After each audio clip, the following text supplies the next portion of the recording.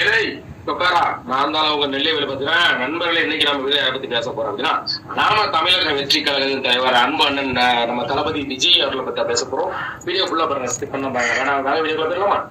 அப்புறம் நண்பர்களே, நம்ம தளபதி விஜயன் அவர்கள் வந்து ஏற்கனவே வீக்கெண்டு தலைவர் வீக்கெண்டு விஜய் அவ்வளோ பேர் கத்திட்டு இருக்க சூழ்நிலையில இன்னைக்கு சனிக்கிழமை பாத்தீங்கன்னா அண்ணன் வந்து இன்னைக்கு எந்த ஊர் போறாருன்னா நாமக்கல் கரூர் மாவட்டம் போறாங்க.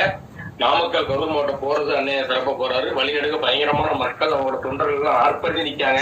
இப்படி நிக்கிற பட்சத்துல ஏற்கனவே விஜய் என்ன போட்ட அந்த திட்டம் என்ன போட்டிருக்காரு அப்படின்னு பாத்தீங்கன்னா, மக்கள் வந்து அதுவும் பெண்கள் வந்து குழந்தைகளை வச்சுட்டு மீட்டிங்க்கு எதுவும் வராதிங்க, பிரச்சார இடத்துக்கு வராதிங்க, ஏன்னா பெண்கள் வந்து கூட்டு நேரத்துல மயக்கம் போட்டு விழுந்துடக்கூடாது, குழந்தைகளை கூட்டத்தில் நெரிச்சிடக்கூடாது. ஆனா நீங்க யாரும் கேட்க மாட்டீங்க. ஏன் கேட்க மாட்டீங்க? ஏன் மட்டும் கேட்க மாட்டீங்க? பெரிய கூட்டத்துல யாரும் நெரிச்சு வச்சா என்ன செய்ய முடியும்? ஒரு பக்கம் பார்த்தா ஆம்புலன்ஸ்ல ஃபுல்லா தண்ணி பாட்டில் கொண்டு போறாங்க. அதை வந்து பாத்தீங்கன்னா மறிச்சு காவல்துறை கேட்கறாங்க. ஆம்புலன்ஸ் நீ இவ்வளவு வேகத்துல போறீங்க, எதுக்கு தண்ணி பாட்டில் கொண்டு போய் கேட்கறாங்க. அதாவது பாத்தீங்கன்னா ஆம்புலன்ஸ்ல வந்து உதவி பண்றது தான், அதாவது மெடிக்கல் இன்ஸ்டியூட் இந்த மாதிரி பண்றது தான். அதே தான் தண்ணி எது கொண்டு போறாங்கன்னா, சரி வண்டி சும்மா தானே போது, அதுல தண்ணி பாட்டு போட்டு மக்களுக்கு அது சப்ளை பண்ணிக்கிறோம், மயங்கி விடுறவங்களுக்கு ஹெல்ப் பண்ணுவோங்கிறது அந்த ஆம்புலன்ஸ் தண்ணி பாட்டில கொண்டு போறாங்க. அது ஒரு பக்கம் இருக்க. இன்னொரு கட்சி தலைவரோட கட்டிக்கிட்டு இருக்காரு ஒரு பக்கம். அவர் பாத்தீங்கன்னா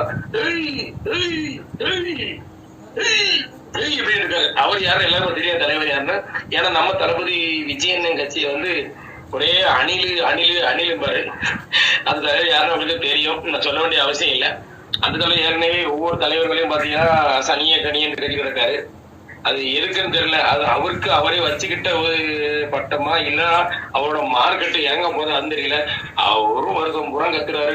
அவரால் ஒரு என்ன சொல்றது, ஒரு வார்டு மெம்பரு, ஒரு கவுன்சிலர் கூட ஆக முடியல, எம்எல்ஏ கூட ஆக முடியல. என்ன வரக்கூடிய காலகட்டத்துல ஏற்கனவே 8.5% வாக்கு எண்ணிக்கையில 3வது கட்சியை உருவெடுத்து வந்தாரு. இனி 10வது கட்சியே போயிடும். ஏன்னா இதுக்கு காரணம் பாத்தீங்கன்னா அந்த தலைவர் தான். அந்த தலைவர் வாயில சும்மா கிடக்காமல, சும்மா கிடக்காம எப்ப பார்த்தாலும் விஜயன்னு வளர்ந்ததை பத்தி ஒரே பொறாம. உன்னுடைய உச்சத்தை விட்டு வந்த, எதுக்கு விட்டு வந்த, உன்னை யாரும் வளர்த்துனா கேட்குங்க. ஐயா அவர் வந்து வயசு அண்ணனுக்கு 50 வச்சுக்கோங்க. அவருக்கு இன்னும் மார்க்கெட் இருக்கு. எத்தனையோ நடிகர்கள் சூப்பர் ஐயா ரஜினிகாந்த் அவர் கூட பாத்தீங்கன்னா 70 வயசுக்கு மேல நடிச்சிட்டு இருக்காரு. விஜய் நினைச்சா 80 இல்ல 100 வயசு வரைக்கும் நடிச்சுட்டே இருக்கலாம். ஏன்னா அவர் காட்சிக்கு 300 கோடி கொடுத்தா நடிக்கிறதுக்கு காட்சிக்கு கொடுக்க ஆள் ரெடியா இருக்கு. அதையெல்லாம் விட்டுட்டு போதும், நம்ம சம்பாதிச்ச பணம் நம்ம மக்களுக்கு தான் செய்யணும், மக்களுக்கு முதலமைச்சரை உதவி பண்ண சொல்லி அவர் வராரு. வர்றவங்களுக்கு வழி விடுங்க. அதை விட்டுட்டு அப்புறம் வர்றதுக்குள்ளேயுமே நீங்க பாட்டுக்கு அது இது ஒரு முட்டுக்கட்டை போட்டு தடை போடுறீங்கன்னா என்ன அர்த்தம்?